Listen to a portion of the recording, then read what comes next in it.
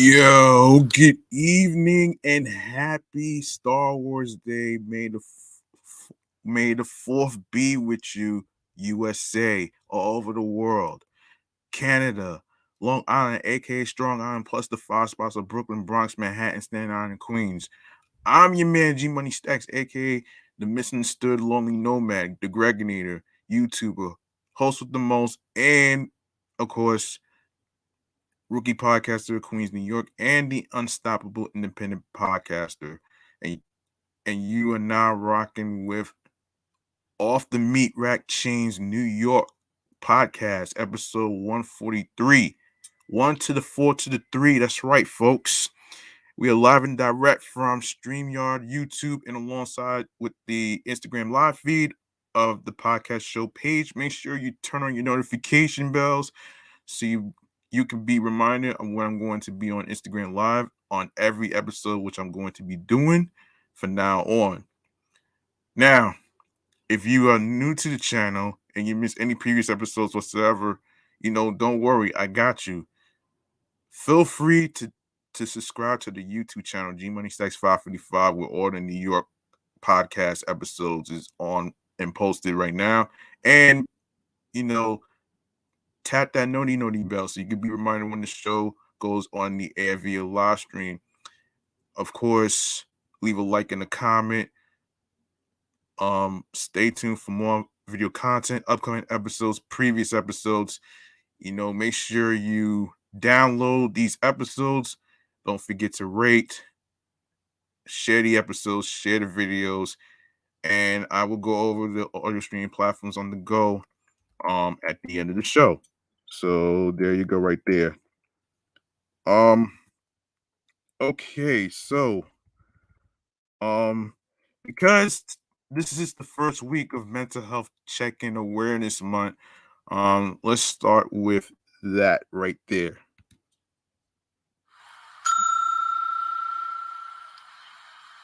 Now, as far as how I'm doing mentally, physically, and spiritually, I am all right overall, and I dedicate this segment in regards to the high functioning depression.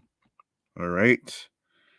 Now, for those of you who may or may not know, I actually talked about it in episode 111, and I said I was going to save this for the Mental Health Check-in Awareness Month. So here we go.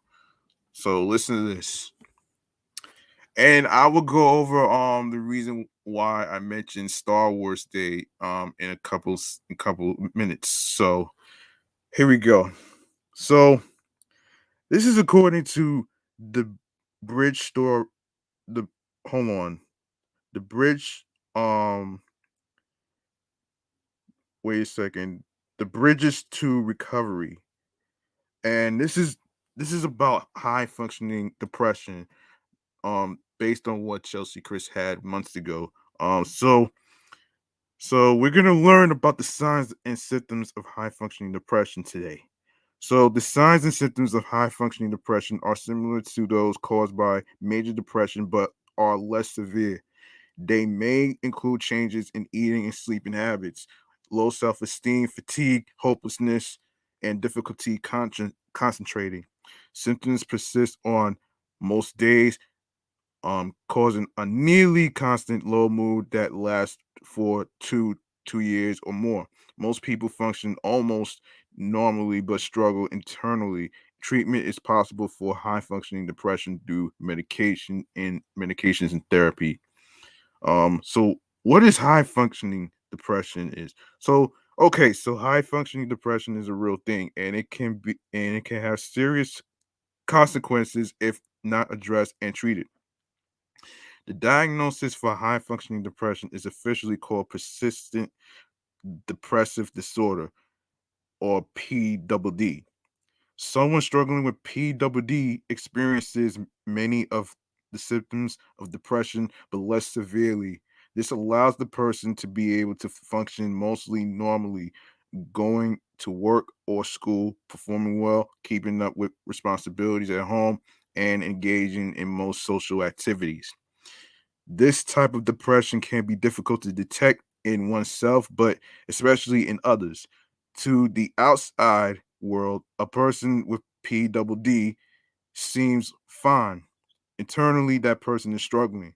High functioning depression may not seem as serious as major depression, but it should be diagnosed and treated. Living with PWD can be a struggle and lowest quality of life, but treatment and self management can help. What is high functioning depression, you ask? Many mental illnesses are severe enough to impair a person's ability to function. In fact, for many mental illness, many mental health conditions, significant impairment is a diagnostic um, criterion. Impairment means that a person does not fully function in one or more areas of life. This may mean not being able to hold down a job, not being able to perform well academically, avoiding social activities, or being unable to manage healthy relationships, among many other potential areas of dysfunction. In some cases, a mental illness may be less severe. And although a person experiences symptoms, they are still able to function. hold on. Hold on. Wait. Yeah, still able to function normally or almost normally most of the time. This is referred to as a high functioning person or mental illness. It is important to remember that high functioning is not the same as fully functioning. With this type of depression, there is still some impairment when someone is able to function but still experiences significant symptoms of depression. It is called persistent depressive disorder. Previously, this mental illness is called um um dysthymia, which I will cover next time along with the fully functioning depression in a future episode. So not in today's episode. So just stick around. Anyway, man, hold on a second. Let me see who came in. Let me see. Sensibly Cynical Podcast. Sean, what's good with you, man? Hope you're doing good with your podcast, man. Thanks for joining. Um, yeah. Um, so where was I? Oh, yeah, this dysthymia and sometimes still referred to by that term. Okay, so symptoms and diagnosis of high functioning depression. High functioning depression or PWD is a recognized mental health condition that should be diagnosed by a psychiatrist or other mental health professional. There are certain criteria that describe the symptoms and that need to be met for a diagnosis to be made. They act like a high functioning depression test and are listed in the Diagnostic and Statistical Manual of Mental Disorders. Many of the symptoms are similar to those used to diagnose major depression, but are generally less severe. The first criterion of PWD is that an individual experiences a depressed mood most days and for most of the day for a minimum period of 2 years. The depressed mood must include two or more of these symptoms, and it includes decreased appetite or overeating, insomnia or oversleeping, lack of energy and fatigue, lower self-esteem, difficulty, excuse me, difficulty concentrating and making decisions, feeling sad and hopeless.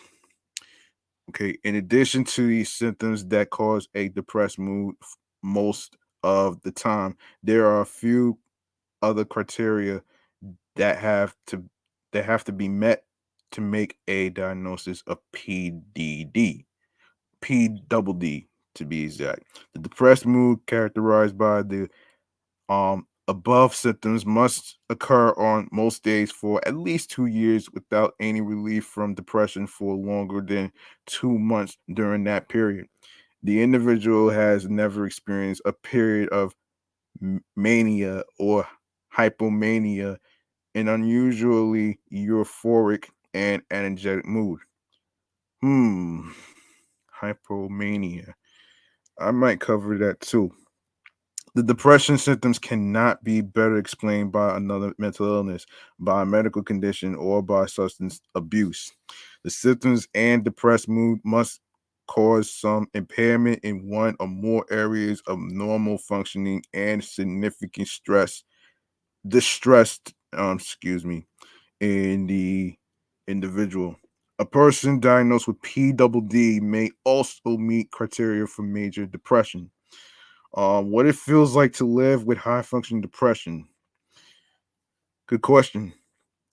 The diagnostic criteria for PWD outline exactly what it means to struggle with high functioning depression in clinical terms, but this is not necessarily what it feels like to go through it. It may be more useful to consider what it feels like to have this mental illness. You might feel a little down most of the time. Other people may notice this and refer to you as gloomy, cynical, or a downer. Your low mood is almost always present, and it feels like you will never get relief. When you do feel happy, it doesn't last long. You may feel tired all the time, even if you get enough or too much sleep. It may seem like you are lazy, but you just can't summon the energy to do more than is necessary to function at a normal level. You feel bad about yourself, unworthy, and as if you don't deserve to be happy or to be liked by others.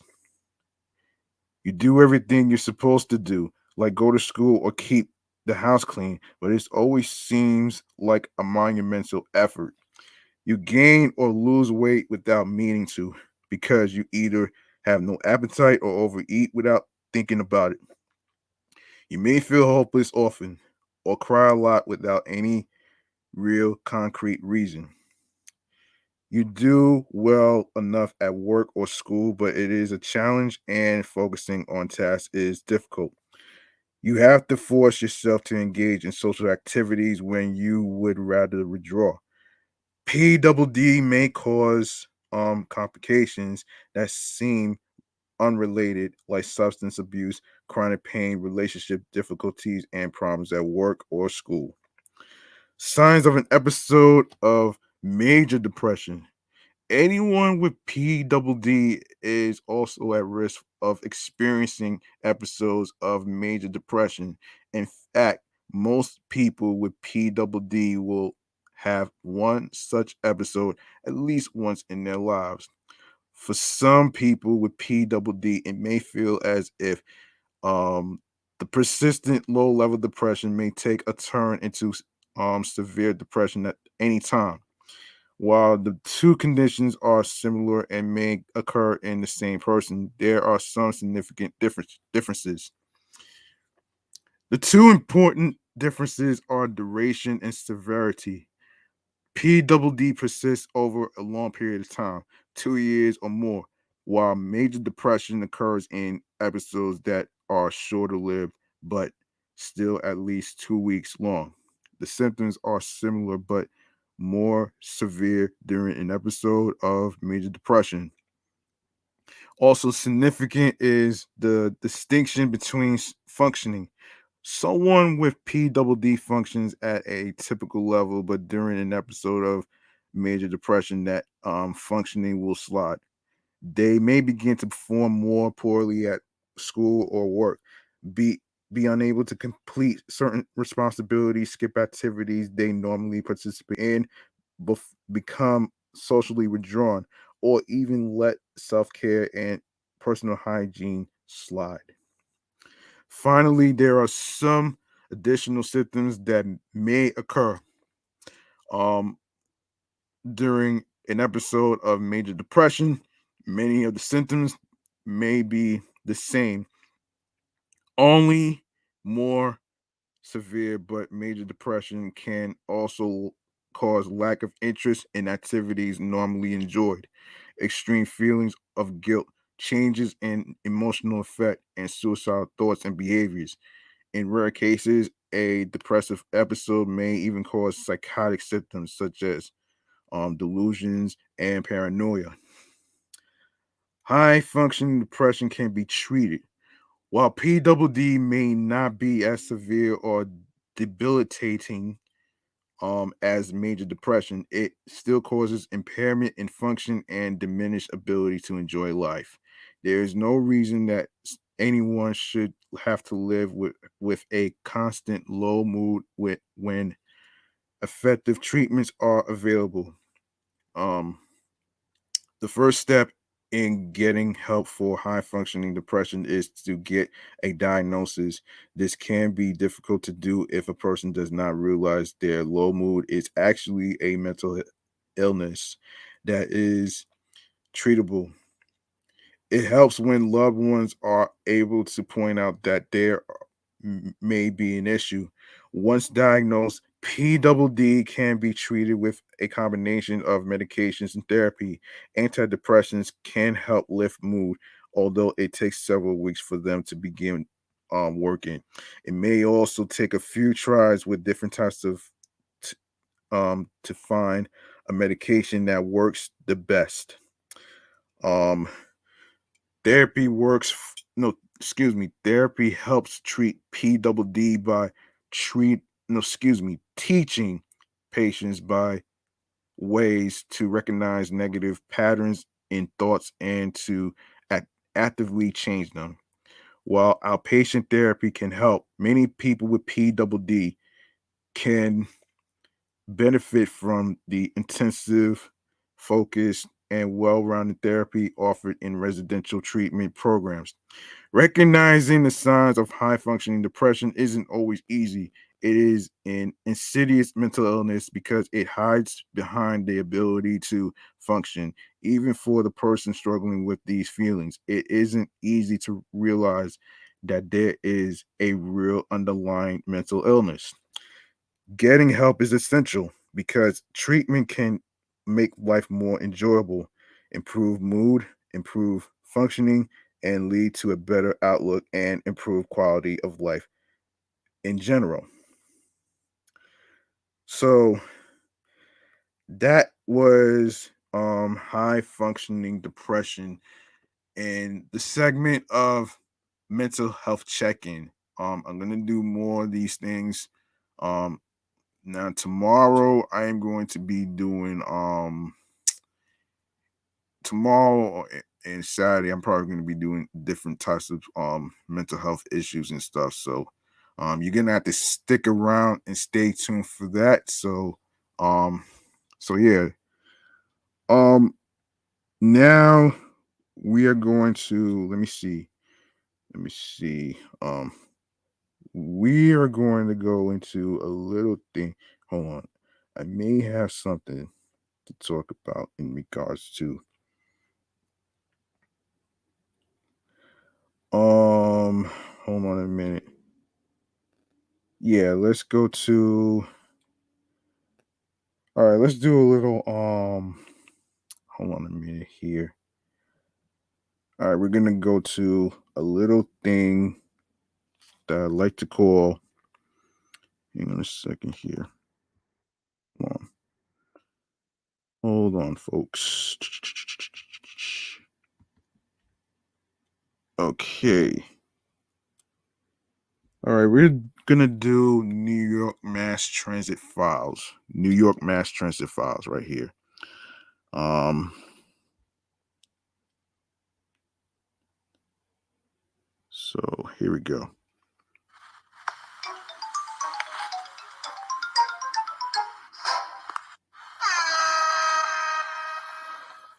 All right. Um, all right, here we go. So this happened recently actually, and I want to actually get to all right, so the MTA is conducting a series of virtual public workshops for residents to give their input on the Queens bus um network redesign, one of the largest bus network redesigns um, in the country. According to the agency, the new draft plan will focus on routing bus locations and frequency proposals that will take into consideration population growth, travel patterns, commute times, and off-peak ridership. This happened from Monday, April 18th to Thursday, June 2nd from 6:30 to 8:30 p.m. Riders will get to share their questions, comments, and concerns on Zoom workshops in each of the 14 Queens community boards. Workshops will be in English with captioning in other languages. There will also be additional language interpreters available upon advanced registration, no later than 5 business days before the workshop. These public works these public workshops are a chance for Queens bus riders to learn more about our ambitious plan to speed up bus service and deliver a better bus network for the borough, said MTA Bus Company President, Acting President, and New York City Transit Department of Buses Senior Vice President Frank Anacaro. We are excited to reach this critical next step in the bus redesign process and encourage New Yorkers to attend these workshops and share their input with the MTA. Um, so workshops will be on the following dates from 6:30 to 8:30 p.m. Now, it already happened on April 18th, April 21st. It already happened on April 26th, April 28th already.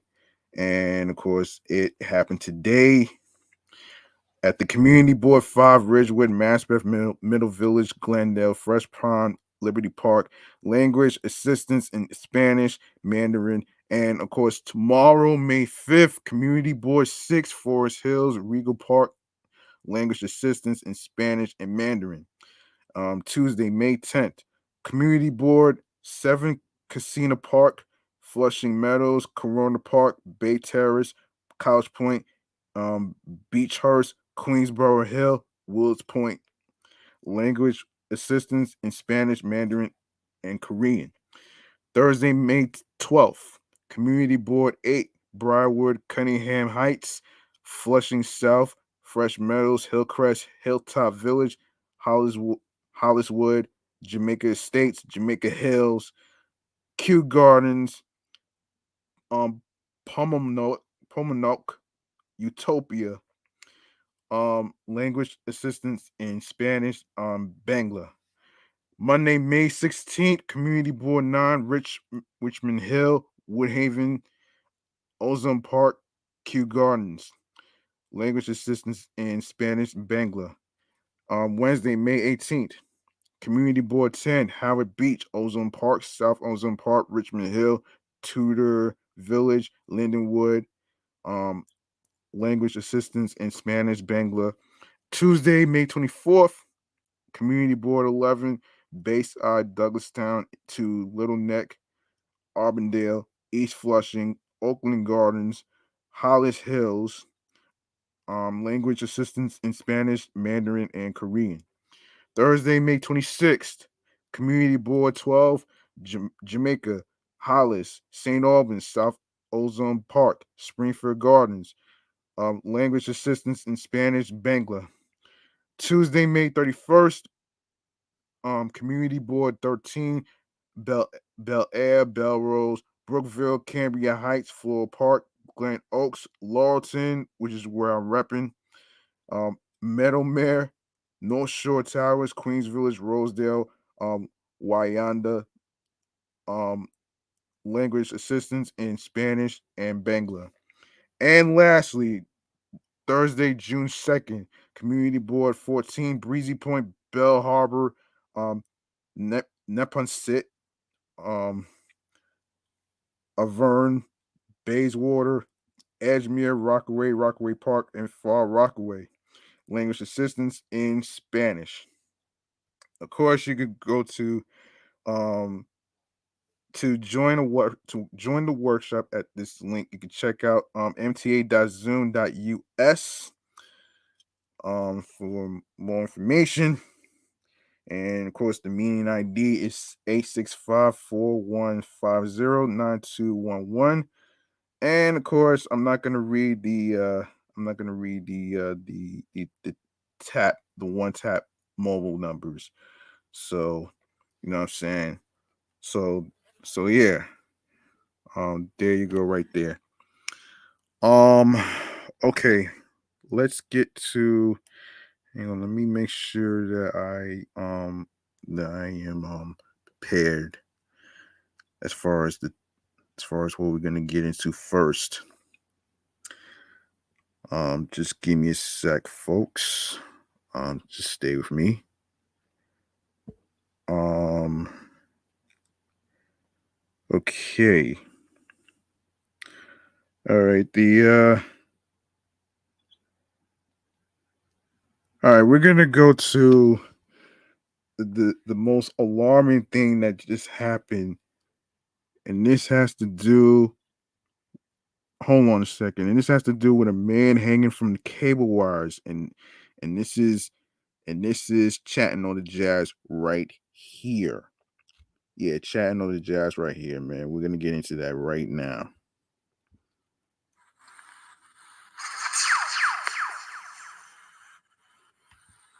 Yes. Yes, we're gonna talk about this alarming, scariest thing that just happened. Okay, so this happened previously. I think I didn't get a chance to cover that. So this is a tense video according to the New York Post. Nail biting footage captures a man scaling the cables of the Brooklyn Bridge Thursday morning, gnarling rush hour traffic for about 90 minutes.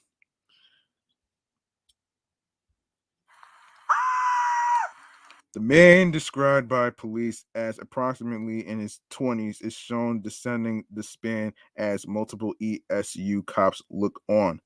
He began climbing the bridge around 6:30 a.m. and did not come down until about 8 a.m., police said. Oh boy. Waiting EMTs placed him on a stretcher, the footage shows. He was taken into custody, cops said. It was not immediately clear whether he would face charges or a psychiatric evaluation.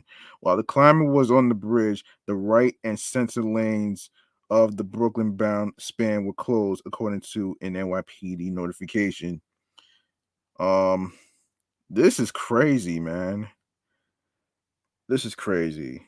The roadways reopened once the man was off the bridge, police confirmed. Why? Hold on, man. I need to ask this. What even possessed you to even do this shit anyway, man? I don't understand. Why would you even was this out of a fucking dare? I hope not it was out of a dare, because if it is, then you're stupid for that. And speaking of stupid, we got another one. We got another one. So another one from the New York Post is a creepazoid. We have a creepazoid who gropes a woman on NYC train, stopped by Good Samaritan cops. Okay, so a creep groped a woman on a Manhattan train and only stopped when a Good Samaritan intervened, authorities said Thursday. The 26-year-old victim was standing on the southbound Q train platform at the 34th Street Herald Square station around 5 p.m. Sunday when a stranger approached her and tried to strike up a conversation, but she ignored him, cops said. As the woman boarded the train, the man followed her and sat down next to her before founding her breast and her thighs, and cows, police said.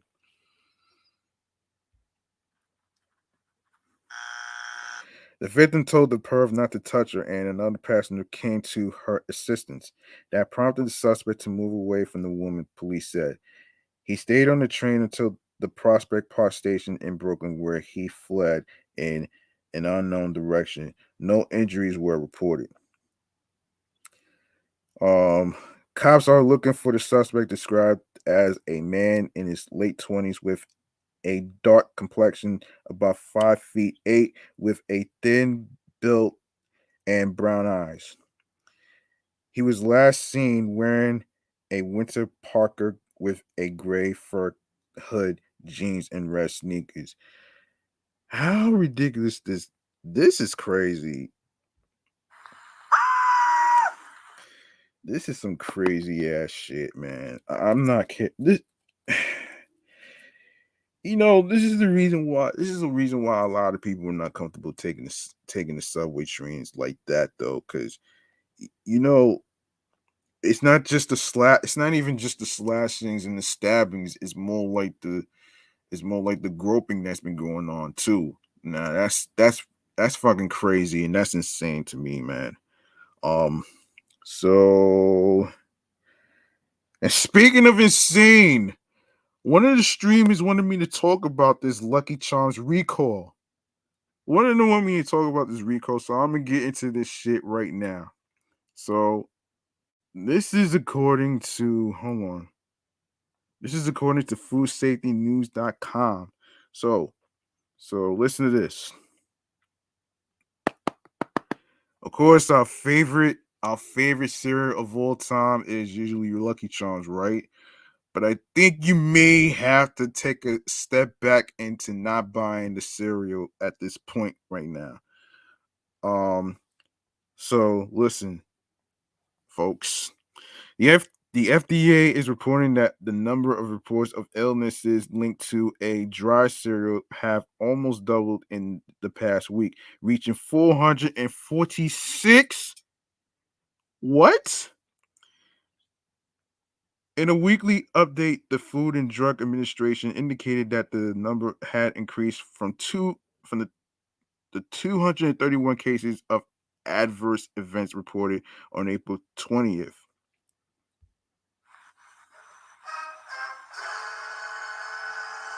Although the update does not name the cereal involved, the FDA has previously confirmed to Food Safety News that it is investigating an outbreak of illnesses linked to Lucky Charms cereal.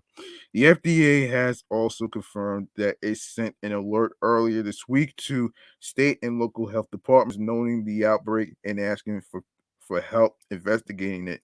The Ohio Department of Health reported that symptoms related to the cereal include nausea, vomiting, and diarrhea. Hundreds of similar reports to the crowd's sourcing website, iwaspoisoned.com, have come in recent weeks. The website operator Patrick Quaid works with state and local health departments to help identify foodborne illness outbreaks. In other outbreak news, the FDA has closed its investigation into a Salmonella St. Paul outbreak without having identified a source of the pathogen. As of most as of the most recent report, the outbreak had affected 60 people. The agency has not reported any information about the patients and has not reported where they live. The FDA did initiate traceback efforts, but was not able to collect enough information for on-site inspections or sample collections. Two other outbreaks, both involving infections from Listeria monocytogenes, remain under investigation. Um, Monocytogenes. Now, for those of you who may not know what that is, I am going to fill you in on what it is right about now. Wait. Okay, mitosintogenes. Let me see. I don't know how it's spelled, but hold on a minute.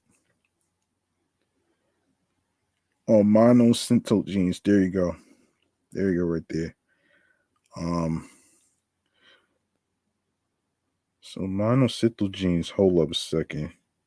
So this is okay. Listeria monocytogenes is the species of pathogenic bacteria that causes the infection of listeriosis.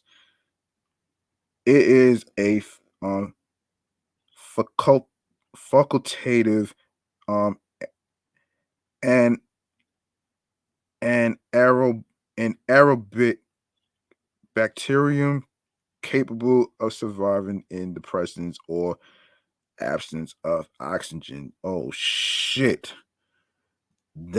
Oh wow. Yeah, that's crazy. So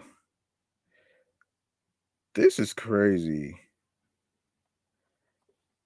That's fucking crazy, man. That's really crazy, man. Hold on. Let me continue where I left off. Um, let's continue where we left off here. Um, okay. Listeria. Oh, yeah, I read that part already. Um, okay, so one was reported February 9th and the other on April 13th. The patient counts are currently at 17 and 19, respectively, up from 15 and 17 a week ago. For the Listeria outbreak first posted on February 9th, the FDA has initiated traceback on site inspection and sample collection and testing. However, the agency continues to list the cause of the outbreak as undetermined. For the Listeria outbreak initially reported on April 13th, the FDA has begun traceback efforts, but no other investigation details have been released. The cause remains undetermined. Um, Other ongoing investigations, the FDA continues to investigate an outbreak of um, norovirus associated with oysters from Canada. The Centers of Disease Control and Prevention is assisting with the investigation and most recently reported 103 patients spread across 13 states. Recalls have been initiated and traceback efforts are ongoing. Wow. Hold on, what is this norovirus thing? Hold on, folks. Let's let's figure out what this norovirus shit is about, though, man. Norovirus. Hold on. What is that? So, norovirus is a very contagious virus that causes vomiting and diarrhea. Anyone can get infected and sick with norovirus. You can get from what in the hell? Let's take a look at the CDC and what they're talking about here. You can get it from having direct contact with an infected person, consuming contaminated food or water, touching contaminated surfaces, and then putting your unwashed hands in your mouth. Damn. Most common symptoms are diarrhea, vomiting, nausea, stomach pain.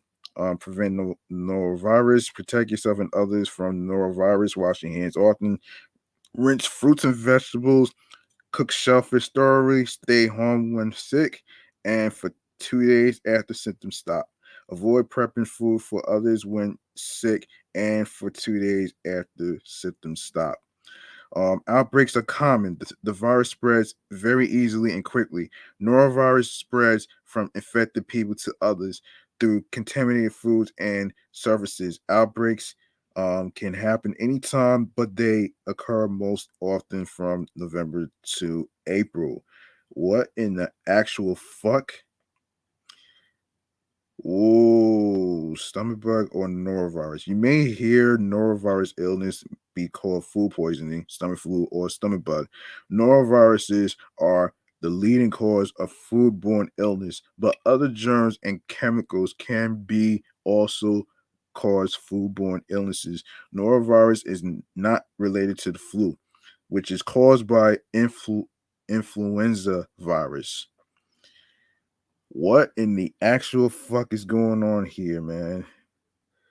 This is fucking insane, man. This is fucking insane compared to the stupid ass idiots in Wuhan, China who spread this coronavirus disease that's going on right now. This is fucking insane. you, you know what's crazy? Hold on, man. You want to know what's crazy? This shit reminds me. Hold on a second. You want to know what's fucking crazy, folks? This shit reminds me of what went down with in episode 23 when I previously talked about the Cinnamon Toast Crunch Chronicles when a particular guy particularly said that he found a cicada in the damn cereal. And and that's crazy. That's very crazy compared to this story right here. I don't even understand this though. Like how how did this even happen? Like seriously? How did this shit even happen? Like this shit makes no damn sense, man. For real. That shit makes no fucking sense. Oh boy. All right, so let me see. Yeah, no. Okay. All right, so the Centers for Disease Control and Prevention is assisting with the investigation and most recently reported 103 patients spread across 13 states.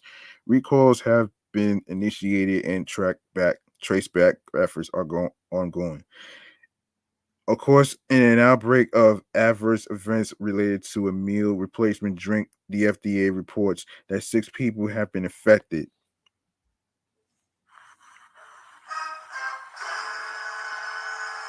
The agency first reported the outbreak on March 30th. It has begun traceback and sample testing efforts. In an outbreak of coronabacter infections, the FDA is continuing to investigate infant formula produced by Abbott Nutrition at its Surges MI plant. At least 4 babies have been infected and 2 have died. Recalls for certain Similac products and other formulas have been initiation and production at the plant has been shut down. Wow. I really hope they really get to the bottom of this, man. The same way they should have gotten to the bottom with the whole cicada mess right there. Like who fucking puts a cicada in a cereal and who the hell thought that it was a good idea to actually mess up a fucking well-known cereal brand Lucky Charms. Like what type of idiot does that, man? I'm serious. Yeah. All right. So, yeah, another another news another news this has to do. Okay, Elon Musk, man. I've been hearing about this Elon Musk guy buying Twitter. Now, hang on a second here. Let's get to the bottom of this. So, social media giant Twitter jolted the social it jolted the hold on a minute here. Come on. Yeah, social media giant Twitter jolted the social media world last week by agreeing to sell itself to entrepreneur and self-described free speech absolutist Elon Musk for $44 billion. Yeah, the Tesla chief executive has indicated a desire to loosen the site's content moderation policies, which some see as unduly targeting conservatives and unlock value that the company's current leadership can't. The opinion pages of the Wall Street Journal look at how the deal came about, why it matters, and how it might change the way we communicate online. Colin Wright, okay, hold on. Colin Wright, Elon Musk tweeted my cartoon. I was out. I was out for a walk last Thursday when Elon Musk tweeted a political cartoon that I created in August 2021. It received hundreds of thousands of retweets and more than 1.5 million likes. The stick figure in the middle depicts me, a center left liberal in 2008, and how the ground has shifted under my feet by 2012. Um,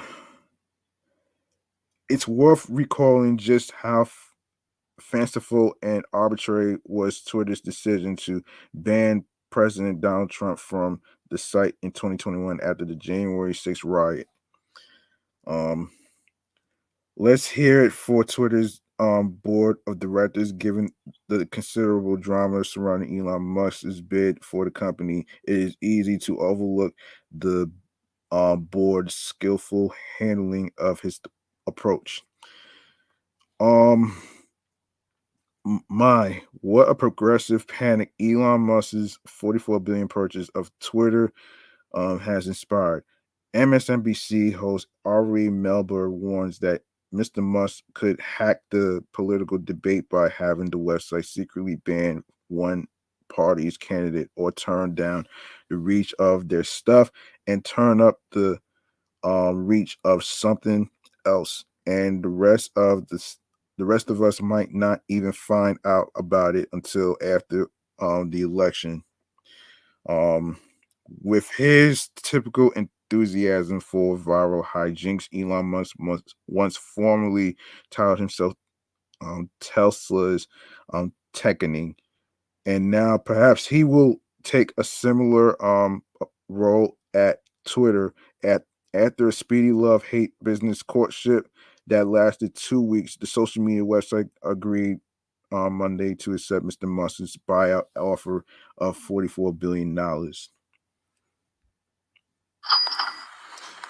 Elon Musk has said he wants to run Twitter because of its importance as a free speech town square and not to make money. But the deal he just signed requires him to make money, and that's fine.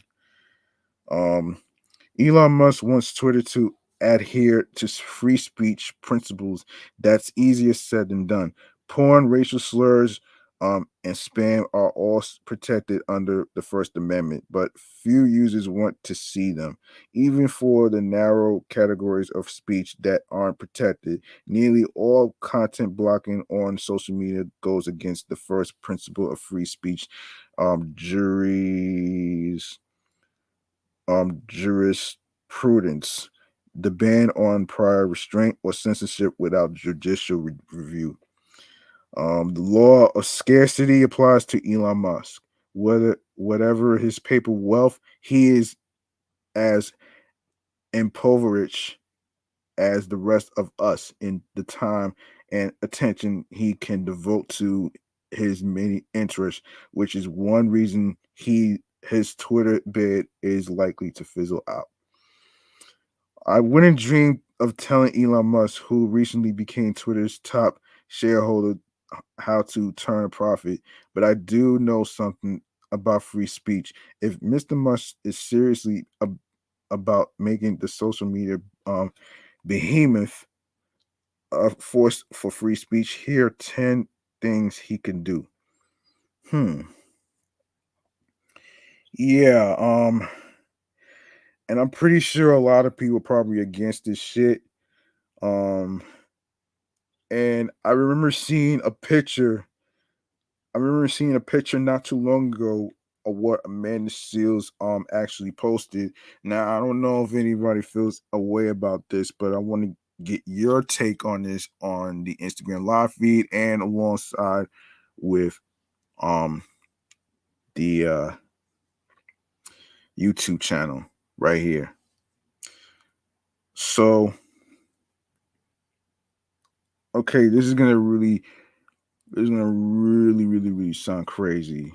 Hold on. Okay, I'm gonna take a look at what Amanda Seals posted not too long ago.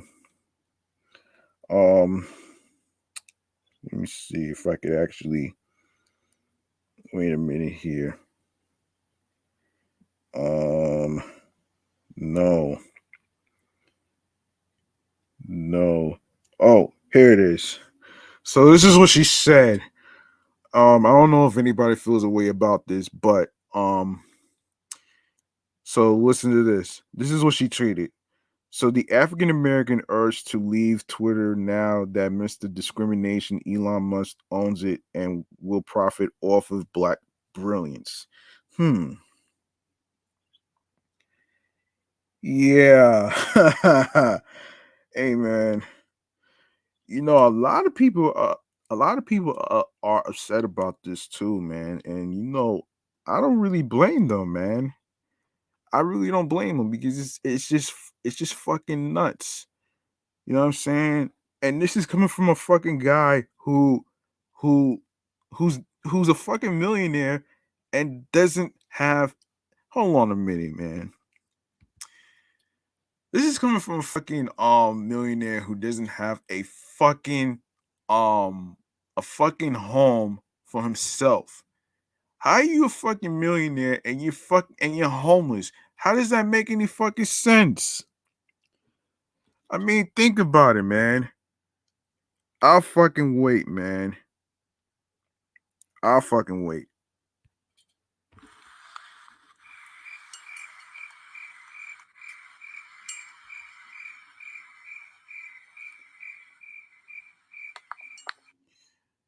I hate to say this, man, but this is I don't really be on Twitter. I don't really be on Twitter like that, though, man. To be honest with you, and that's just not really.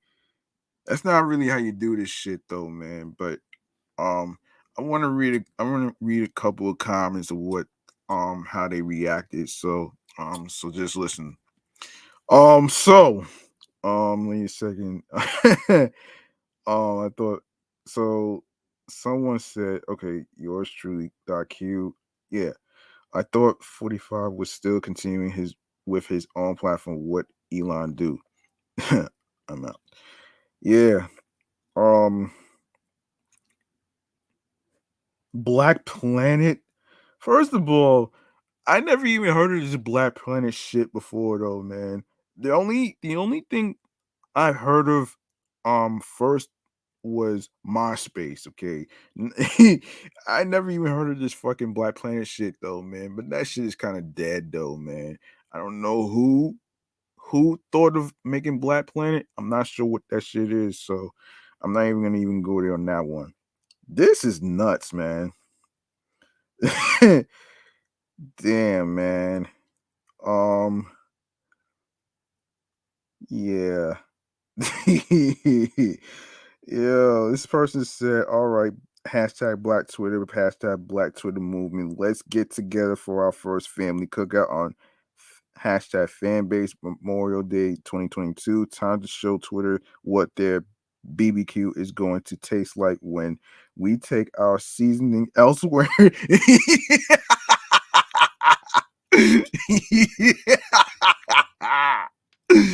Oh shit. Oh my goodness, man. I like that one. I like that one, man. I really like that one. Um Yo. This is crazy. And wow, man. Well, wait. This is crazy, man. Wow. Wow. Wow. Wow. Wow. Wow. I don't know, man. I'm not too familiar with fan base though, you know what I'm saying? But I'm not gonna stay on this shit for too long. But you know, I'm not even I don't even know, man. This right here is just striking to me, man. So I don't know. So yeah, yeah, so he's buying it outright for $44 billion. Shareholders are getting about 54 per share for their stock. No, he will have a board. It won't be publicly traded. He will still have to abide by rules and laws. Yeah. I don't know, man. This is nuts, man.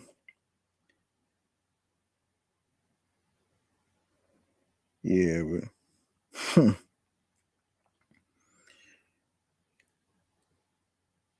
yeah. Musk has his wealth thanks to his family, which got its wealth by abusing black Americans, no, excuse me, black Africans in their emerald mines. Tesla is being sued by the state of California for its treatment of black workers for the way it segregated them. Oh, good Lord. So, oh man. So, listen, I'm with the Exodus, but we have to have our own space so we don't have to complain about white owners. Let's have a solution. I'm tired of discussing the problem. True, but unfortunately, to be successful in that space nowadays, it takes a lot of money in order to have a great product right out of the gate. People just aren't tolerant to hiccups at the start. Yeah. Um,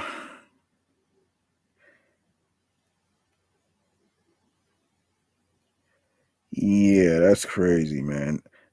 So so one user says, interesting fact about Tesla is Musk doesn't own it. He has 17% ownership of shares, making him the largest shareholder. Learning how he uses propaganda to make up the narrative adds to the other comments in the thread. Yeah,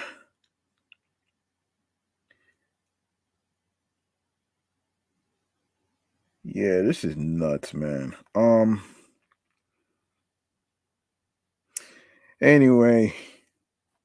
Anyway, man, I'm not gonna stay on this shit for too long though, man. But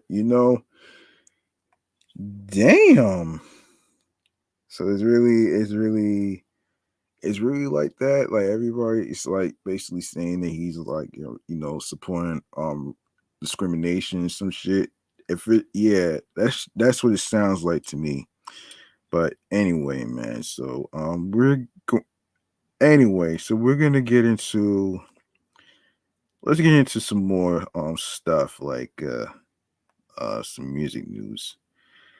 Yeah, we're gonna get into some music news and stuff, but before that, let's talk about the Equalizer star Queen Latifah for a sec. Um, hold on 1 minute. Hold on 1 minute though. Um, stay with me.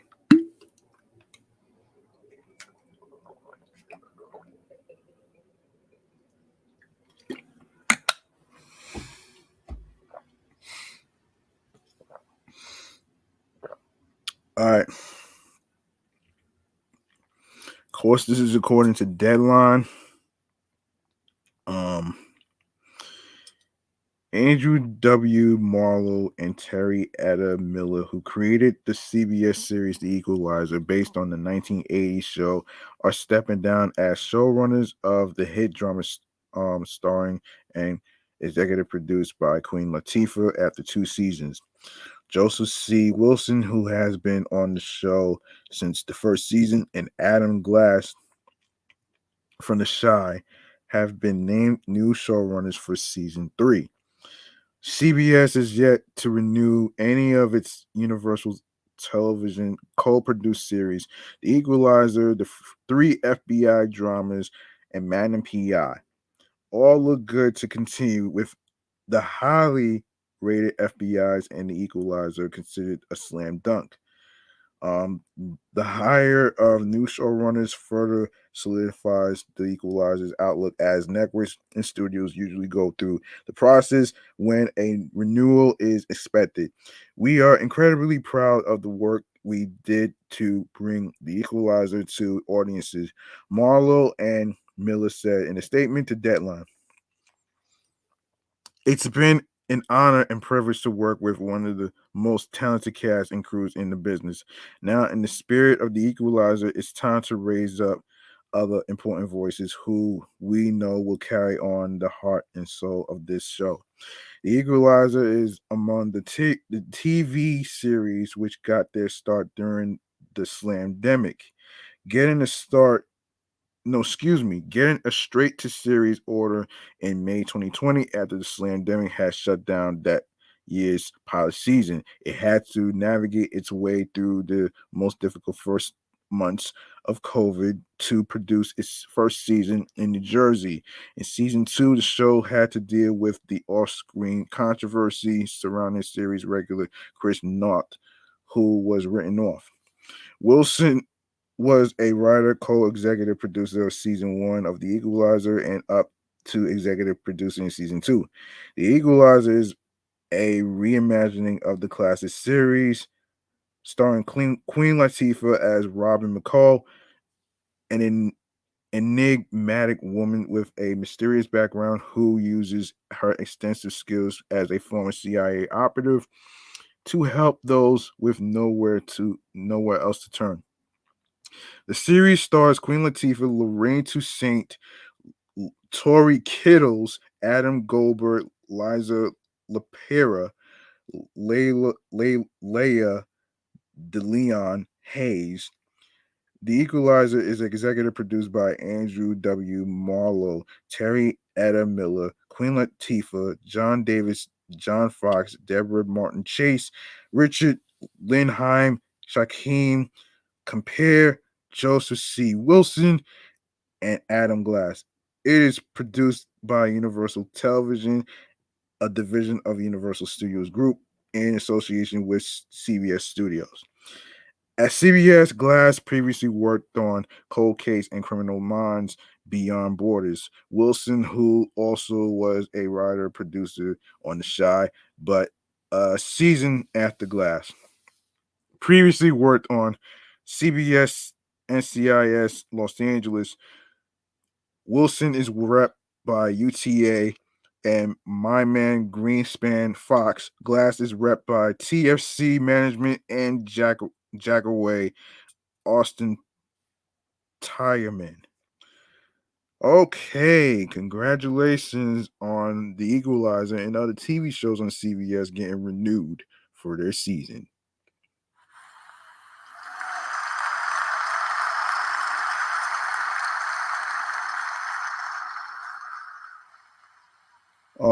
All right. So, hold on a second here. Hold on a minute here. Snoop Dogg and Dr. Dre brought 30 years of hip hop history to the Super Bowl stage in February. If a recent Instagram photo proves to pan out, they'll also be giving life to one of hip hop's most rumored albums in over 20 years, Detox. On Thursday, March 31st, Snoop shared a photo of him and Dre in the studio with the caption, "The Chronic is back home." While the photo was merely alluding to the two longtime friends getting back in the studio together and not the return of the early Death Row classics such as The Chronic to The Chronic to select streaming services.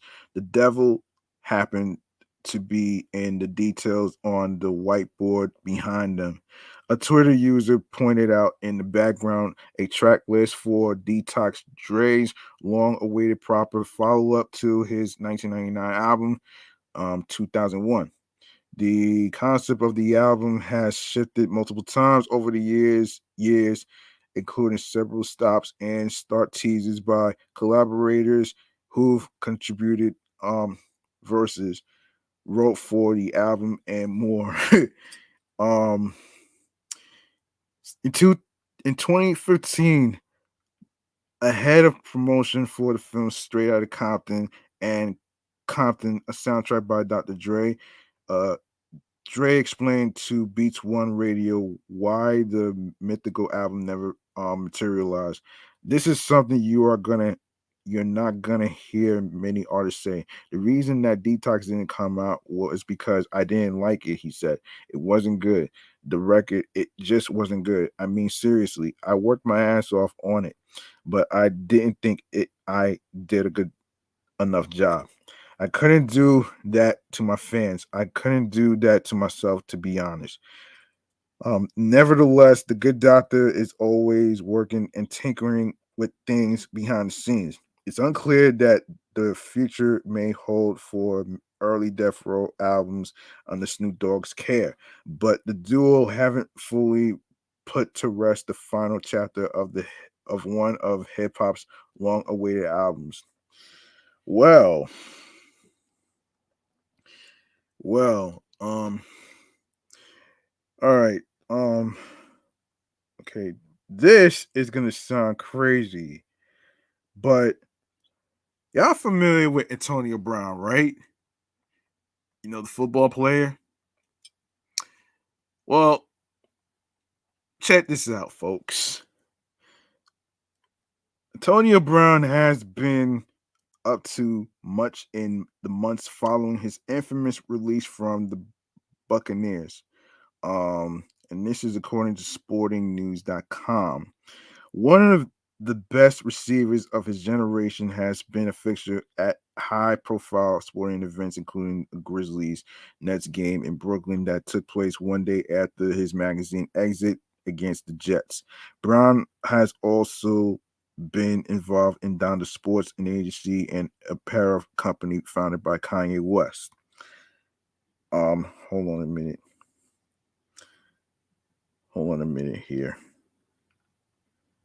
Um, just a second.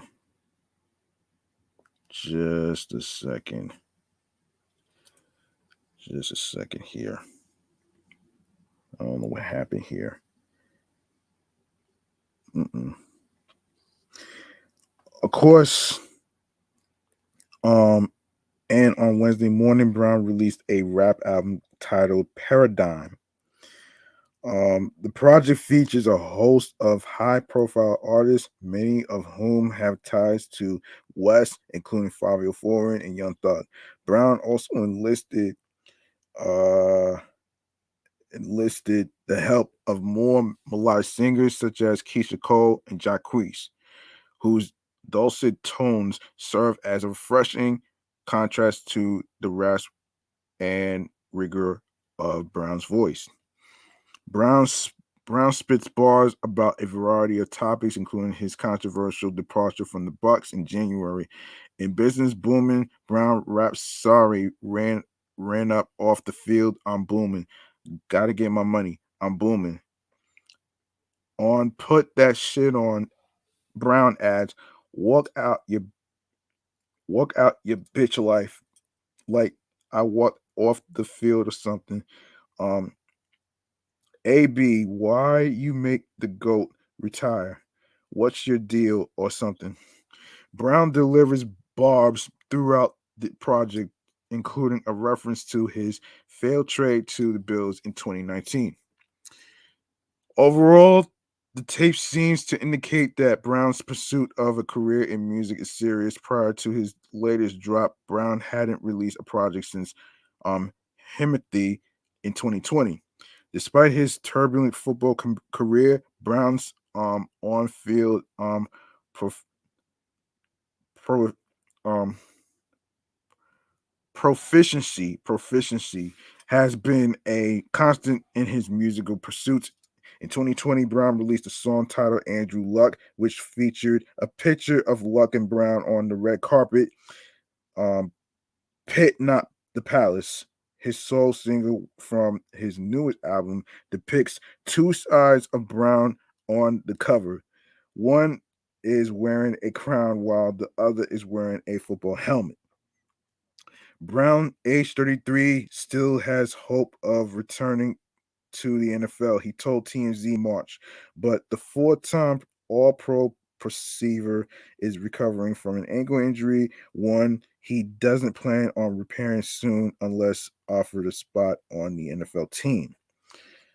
I'm a player first, Brown told TMZ. I couldn't even be in this position without being a football player, so I never want to take that for granted. I would love to continue my career. I got a lot of game left in me.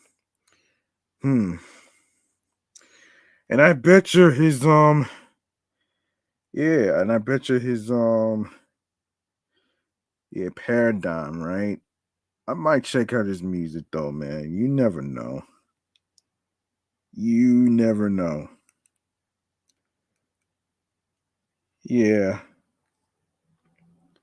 Yeah, you never know though, man. You know what I'm saying?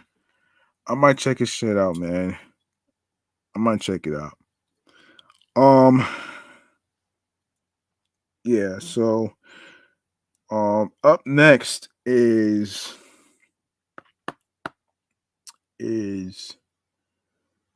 hold on a minute here. Hold on a second. Up next is John Baptiste. All right, so extra correspondent Adam Glassman spoke with John Baptiste at the 2022 Met Gala just weeks after he won several Grammys. John commented, "I couldn't have done it without my family, my wife, all the people who really inspire me." Baptiste was attending his first Met Gala. He said, "I was just talking with Mr. Stephen Colbert. We were talking about this. He's like, man, it's the fanciest thing you've ever been to, and this won't be your last. I'm breaking it in tonight." The Met Gala is known for its bathroom selfies. John quipped, "I want to get one of them group selfies. That's what I want to do. Maybe we get a musician, one like me and Casey Musgraves and Leslie Oldham Jr. and Questlove." Batiste said he was exciting to see his friends like Janelle Monae. He continued, "Just excited to be out, something about being together after not being together for so long. It's cool to have these opportunities." John looked handsome in a Ralph Lauren tuxedo. He said, "I've had a great relationship with Chief Branding Officer David Lauren and Ralph and the company." Yeah. Yeah, fashion wise, yeah, he does look good in fancy suits and stuff. So that's pretty ill though. Let's see.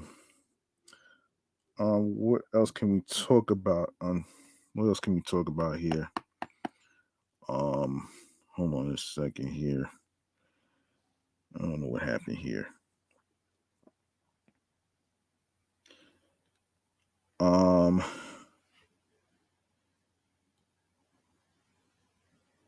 yeah. Um, let's talk about Busta Rhymes and Dave Chappelle for a sec. All right, so longtime pals Busta Rhymes and Dave Chappelle are joining forces for a co-headlining tour this year that promises to combine hip hop and humor. Over the weekend, the Brooklyn rap legend announced he and Chappelle are planning to hit the road together on the aptly titled Dave and Buster tour, whose name riffs on the popular restaurant chain Dave and Buster's. Um, After teasing a big blood clot announcement on Instagram on Saturday morning, April 30th, Buster let the cat out the bag hours later by posting footage from a recent Dave Chappelle and Chris Rock comedy set in which the veteran comic revealed their tour plans. "There is nobody better than Busta Rhymes," Rock says in the clip. Before Chappelle says, "Oh, I gotta tell you, me and Buster are gonna start doing a tour together. It's not even a show, it's more like a party. It's called Dave and Buster's." that's very that's very interesting though, man.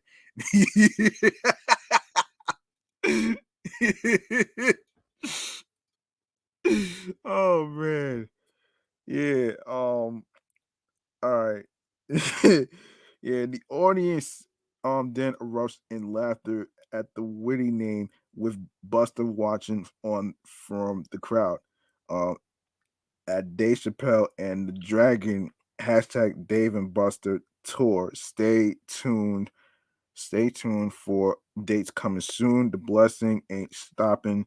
The 49-year-old rapper wrote in the caption, while the full schedule has yet to be announced, Busta Rhymes and Dave Chappelle got their hilariously um, titled tour underway on Saturday night as Chappelle brought out Busta Bus as a special guest during his show at the Hollywood Bowl during the Netflix is a joke. Um, Netflix is a joke festival. Sorry about the tongue tied.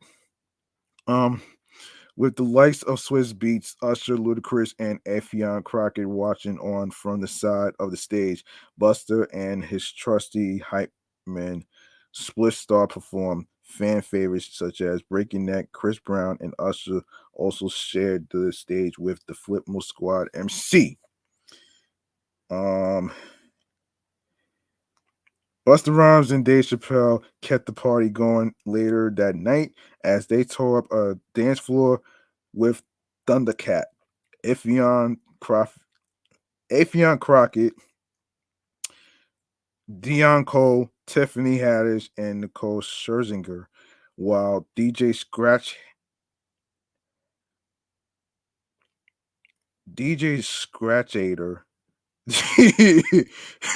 provided the tunes. The Dave and Buster tour continued in full force with a comedians ball hosted by Busta Rhymes and Dave Chappelle at the Hollywood Athletic Club on Sunday night, May 1st.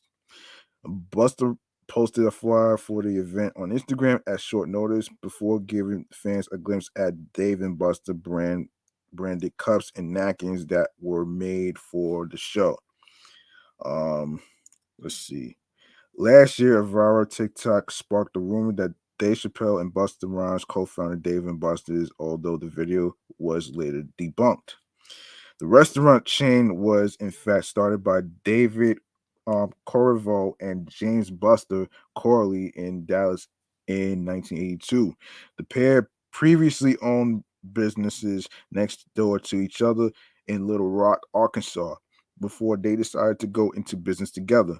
Busta Rhymes and Dave Chappelle are no strangers to sharing the stage. In 2014, Chappelle tapped the Anarchy rapper along with the likes of Kanye West, Nas, and Erica Badu for his series of shows at New York's Radio City Music Hall, which marked his first NYC performance in 10 years. 2 years later, Busta Rhymes and Chappelle appeared on SNL together as part of a Tribe Called Quest's potent and political performance on the show. Yeah, that's pretty ill though, man. I have to say this is pretty ill and this is pretty interesting that they collaborate together. Let's see. Um, okay, what else? What else can we talk about here? I don't know what happened here. I don't know what happened here though, but yeah, I don't know what happened here. Um, sorry. Yeah, I don't know what happened here.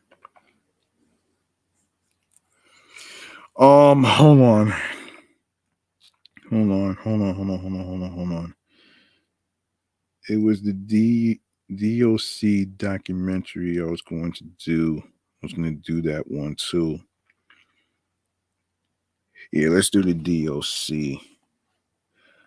Hold on a second. Yeah, the DOC thing.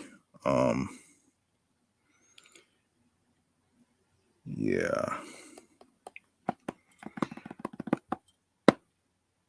Um, just give me a second. I don't know what's going on here.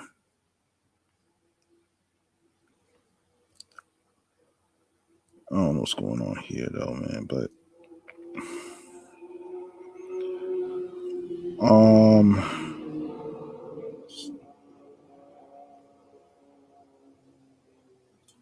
yeah. Sorry about the motorcycle, folks. Um,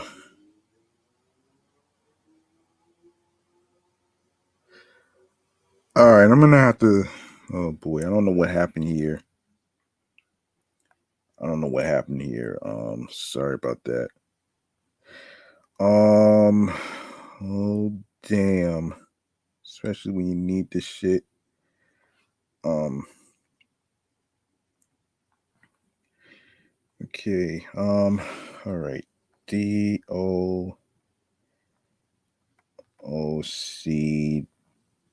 documentary. Um, okay. All right, here we go, right here.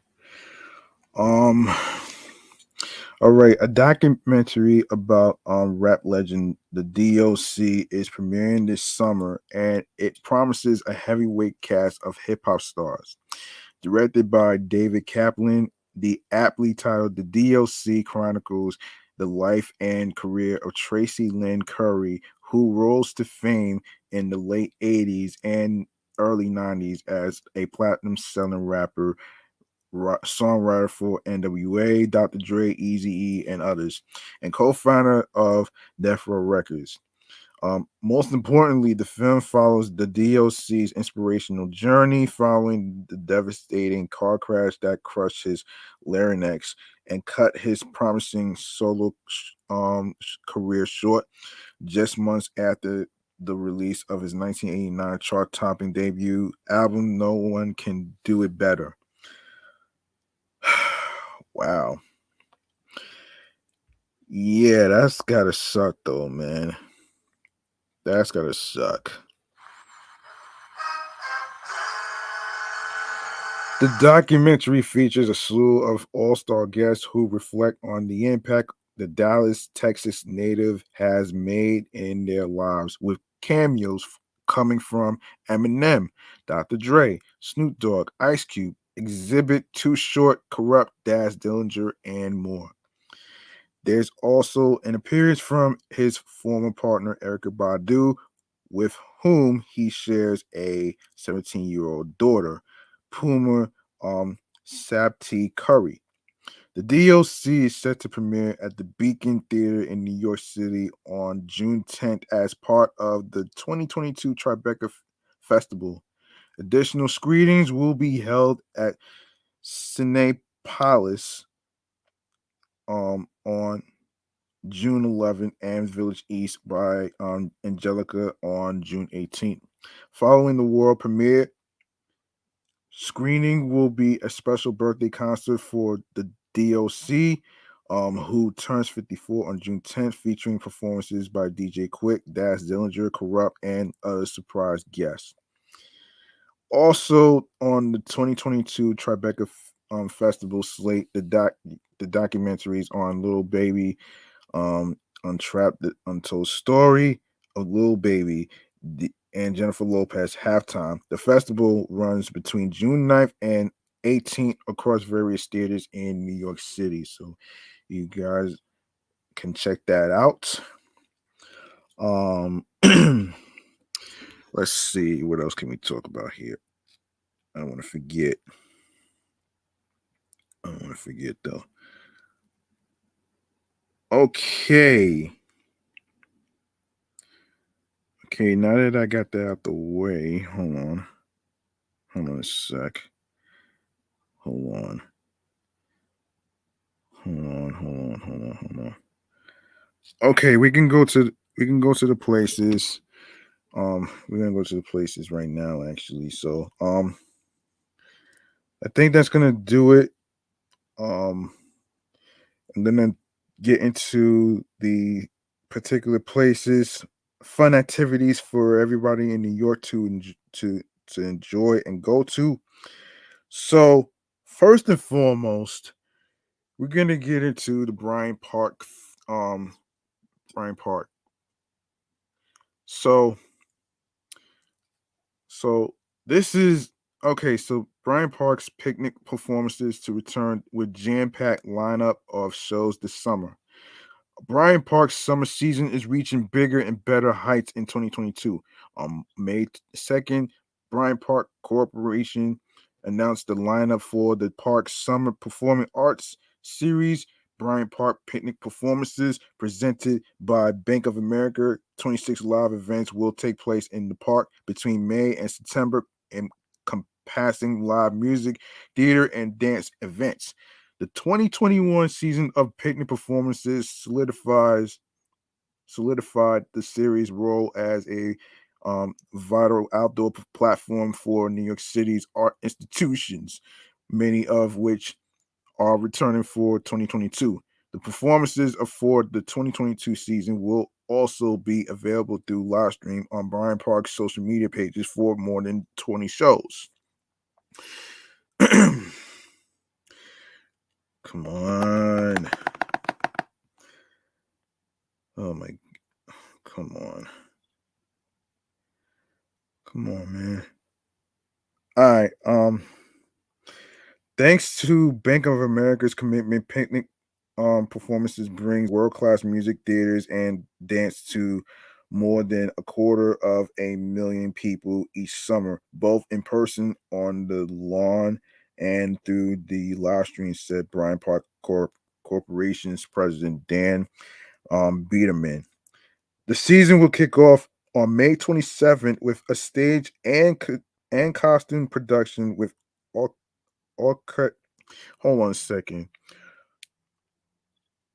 Orchestral accompaniment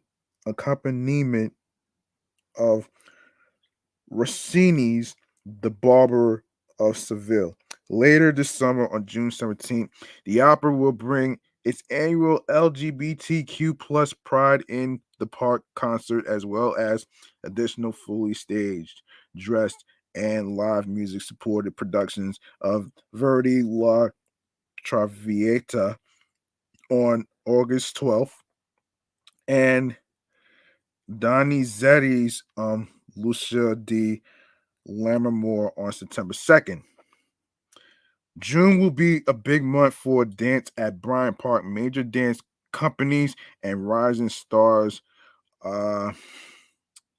rising stars perform at contemporary dance with curation by Tiffany Ree Fisher, featuring Aodell Cassell, Ariel Rivka Dance, as well as works in process at the Guggenheim's The Missing Element, music from the soul. Emerge 125 and a social Latin dance class with Ballet Hispanico.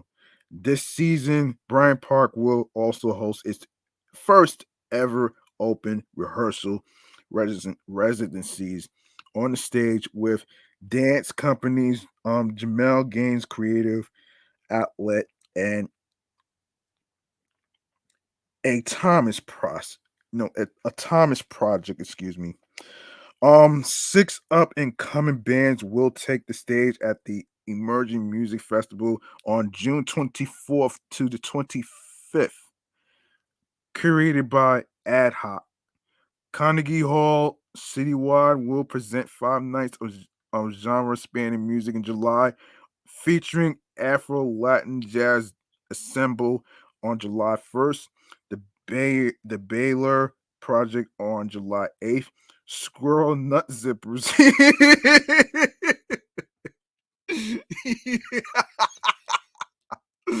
Oh shit. This is fucking funny. This is fucking laughable, man. I can't help it, man. I can't help it.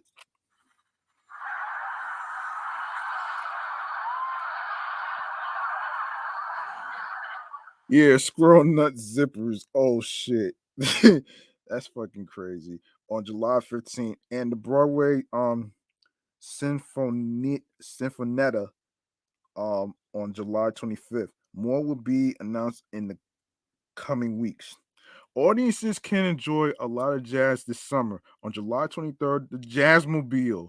Jazzmobile brings 8-time Grammy nominee and Latin jazz legend Bobby Sanabria and his 21-piece multiverse big band on September 8th. Acclaimed jazz pianist Aaron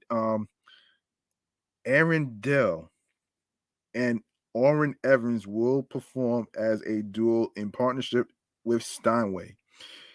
In August, the Asian American Arts Alliance brings sets from composer producers Rafiq Bihada, Bahasha and Ian Chang August 19th. On August 26th, and Hab- Habibi Festival, a celebration of music from the Middle East and North Africa, will have its Bryant Park premiere in partnership with Joe's Pub. On August 29th, the Town Hall presents Grammy Award winning Eighth Blackbird playing the music of John Cage. On September 16th, the accordion, accord, accord, accordion festival will return with three world music performers featuring the accordion with Heart of Afghanistan and more. The season will close on September 17th with the 60th anniversary celebration of the American Symphony Orchestra. Those who attend the picnic performances can bring their own food and beverages or purchase from Bryant Park's on site options near the lawn.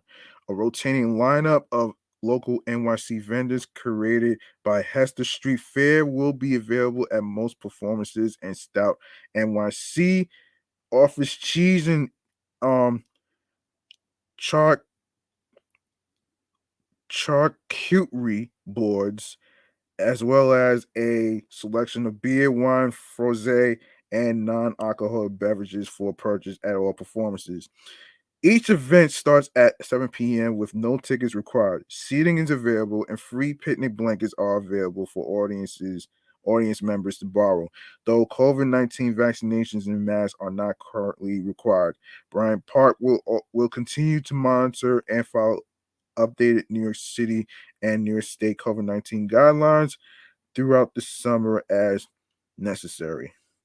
Of course, you could go to the website for more information. Visit bryantpark.org/picnics.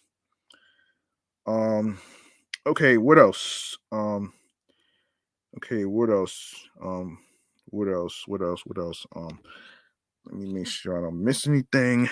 Let me make sure I don't miss anything. Actually, um, okay. Now I do want to get to. I'm gonna get to the 7 things to do, and I'm going to be talking about a friend of mine who has a release party. So just stick around. So m- starting Friday, May 6th, New York Empire State Tattoo Expo, tattoo enthusiasts from across the state will gather this weekend at the New York Empire State Tattoo Expo, hosted by Megan Massacre. Massacre. Oh shit. You massacre. Oh wow.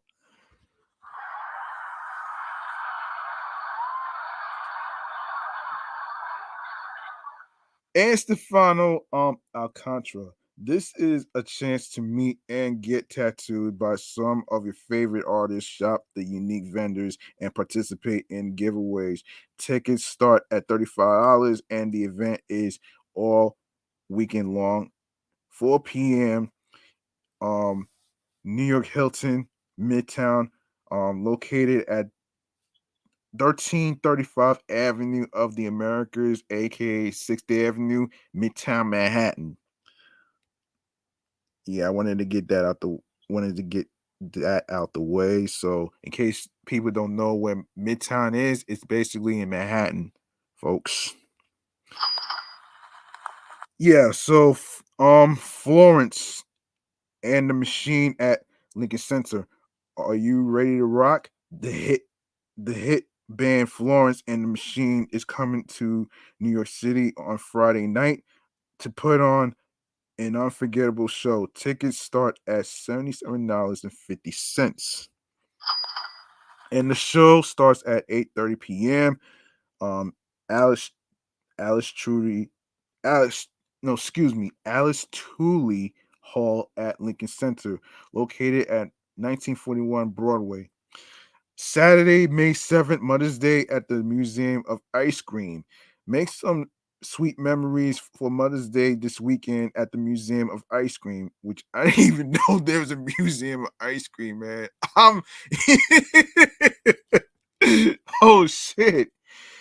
Oh man, the museum will give ticket holders a chance to explore three immersive floors with crafts, games, and special cocktails only available during Mother's Day weekend, all while enjoying the usual fun that the museum has to offer.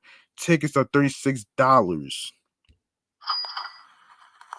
but kids 2 and under getting free. May 7th to the 8th at 10 a.m. to 5 p.m., located at 558 Broadway, Soho, Manhattan, New York.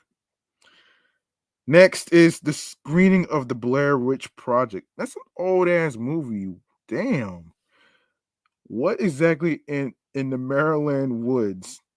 The Museum of the Moving Image is hosting a screening of the classic horror, The Blair Witch Project. The screening will be introduced by Joshua Glick, co-creator of Deepfake, Uns- Unstable Evidence on Screen, and will be followed by a reception. Tickets are $15, um, $11 for senior and students, $9 for youth ages 3 to 7. Discounted for MOMI members, $7, between $7 and $11. It starts at 4:30 p.m. Located at 3601 35th Avenue, Astoria, Queens. Art in the Garden, Weekends in Bloom. It's cherry blossom season once again. There are many places to see these beautiful flowers bloom, but you have to see them at Brooklyn Botanic Gardens. Each weekend, the garden will celebrate cherry blossom season with casual pop up music and dance performances, as well as craft opportunities and conversations with some of Brooklyn Botanic Gardens gardeners. All programs are free with garden admission, and it starts from 8 a.m. to 7 p.m. Located at 990 Washington Avenue, Brooklyn, New York. And finally, um, Sunday, May 8th, Dylan Mars 25th Dylan Mars 25th birthday EP release concert.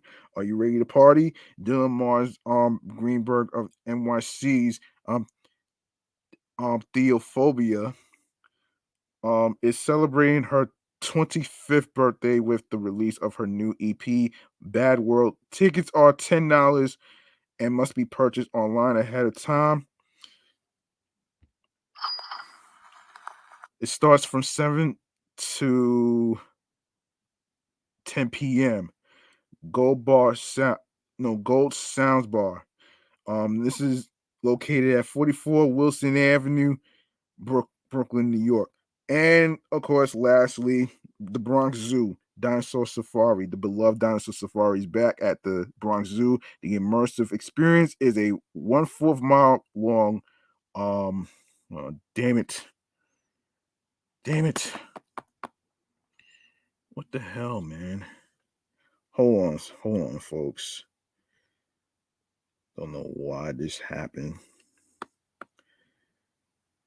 Um, all right. All right, the beloved Dinosaur Safari is back at the Bronx Zoo. The immersive experience is a 1/4 mile long walkthrough exhibit covering more than 2 acres of forest. It features 52 life-size um anim- animatronic dinosaurs and um, um pterosaurs. Kids can dig up ancient fossils, compare them to moving dinosaurs, and hear from the dino guys about the important lessons fossils can tell us. The dinosaur safari is included in the Bronx Zoo admissions. Of course, the Bronx Zoo is located at 20 2300 2300 Southern Boulevard, Bronx, New York, 10460. All right. Um, let's see what else. What else can I talk about here? I hope I ain't miss anything.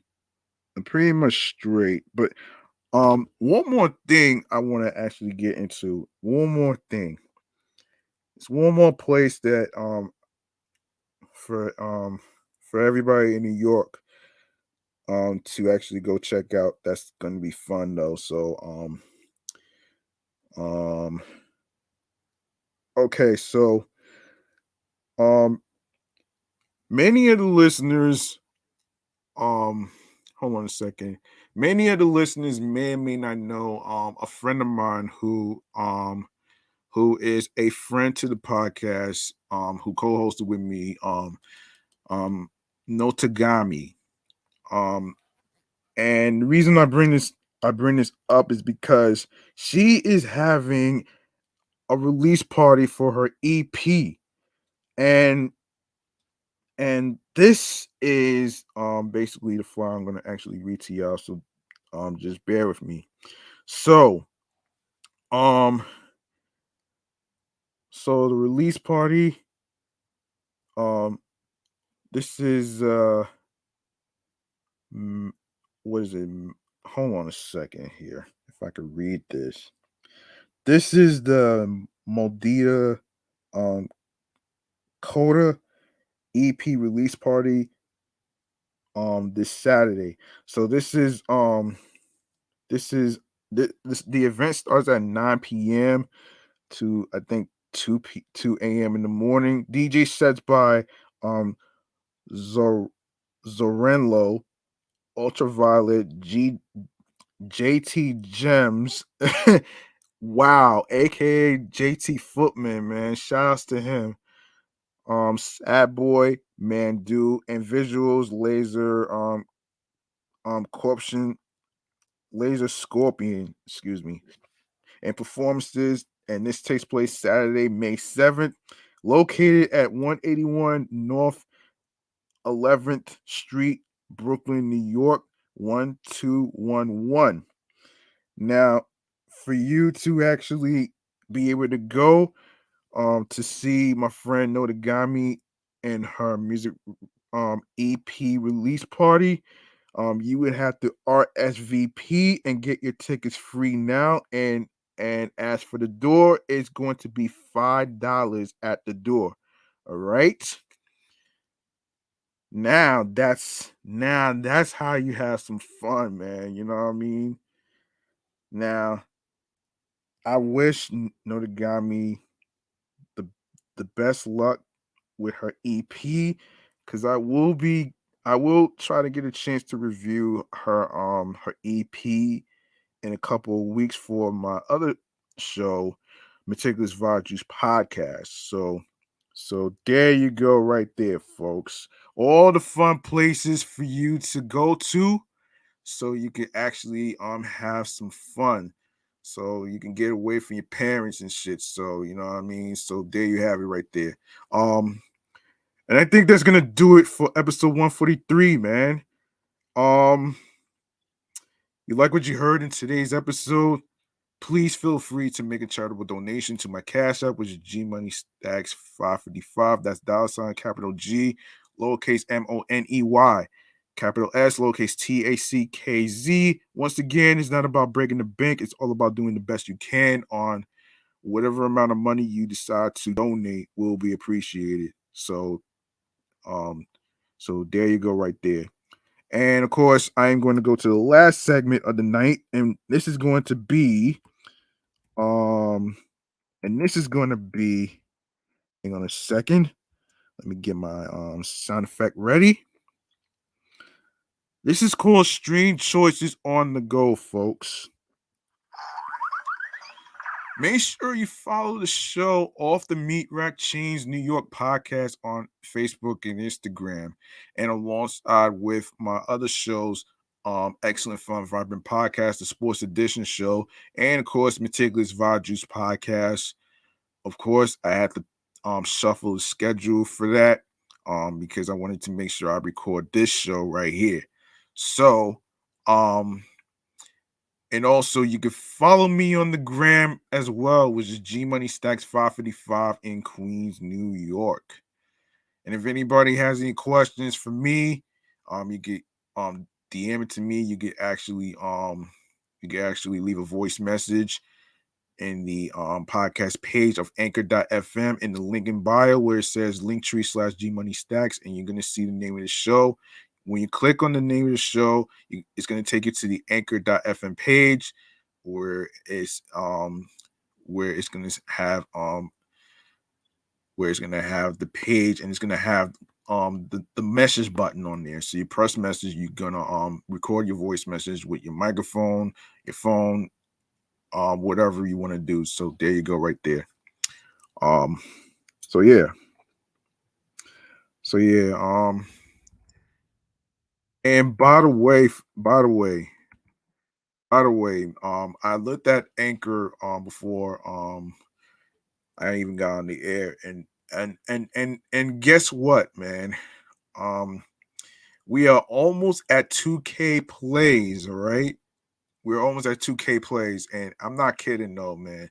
But I am going to be doing an announcement real soon as far as how it's doing as far as the plays. So stick around for that one. And speaking of sticking around, you can find and listen, stream. You can listen, stream, and watch the episodes on these streaming audio platforms right here, which is which includes Anchor, Audacity, Audible, Audioburst, Amazon Music, Breaker, Castbox FM, Deezer, Listen Notes, Moon FM Podcast, Player FM, Pocket Cast, Podbay, Podfriend, Podo Polo, Podorama, Podcast Index, Podcast Addict, Podchaser, Podverse, Reason FM, Spotify, Stitcher, TuneIn Radio, Google Podcasts. Don't forget to leave a 5-star rating on Podchaser, Podfriend, and Spotify. And of course, don't forget to listen to the New York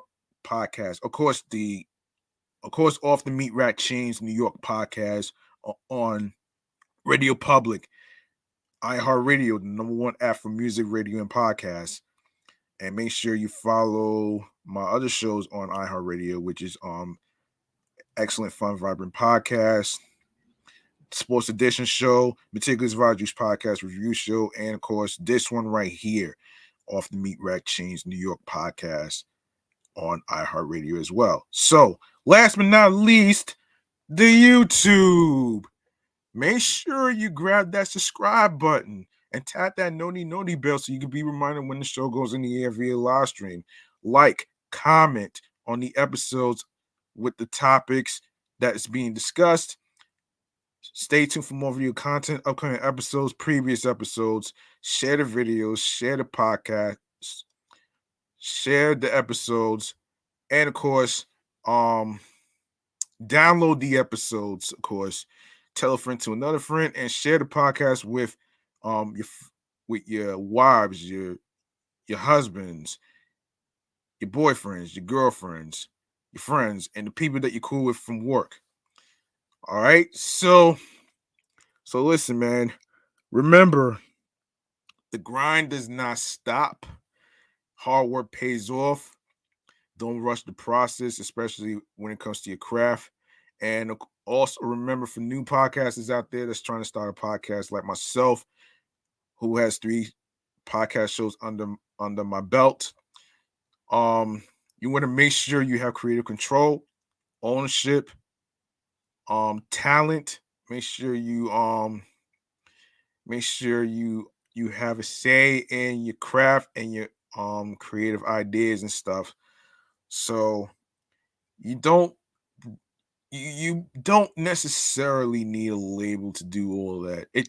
For me, it took me a while for me to learn how to produce episodes and for me to actually do everything hands on, because I feel like I do more of a better job than relying on other people to produce and edit and all that other stuff. So you know what I'm saying? So that's the one thing I like about Anchor. They don't own your shows. You know what I'm saying? They don't own your shows. So you know what I'm saying? They allow you to it allows you to actually edit and add your music intros and outros and all that other fancy good stuff right there. So so I will try to do podcast free game mechanisms next time. I'm going to be clocking out so I can catch TMZ hip hop. All right. And I hope you enjoyed this episode. And of course, don't forget to check out my friend Notagami um EP music release party in Brooklyn, and the 7 things to do in New York City, in various places that I just mentioned, and of course the Bryant Park picnic performances. All right, so that's gonna do it, man. I'm G Money Stacks. Thank you very much for listening to episode 143, titled "Holy Smokes," and and and I'm off this shit. I'm out of here. Peace and one love, and I'll see you next time in the next episode. Same place, same man cave channel, same same time, and of course, peace out and have yourselves a good night.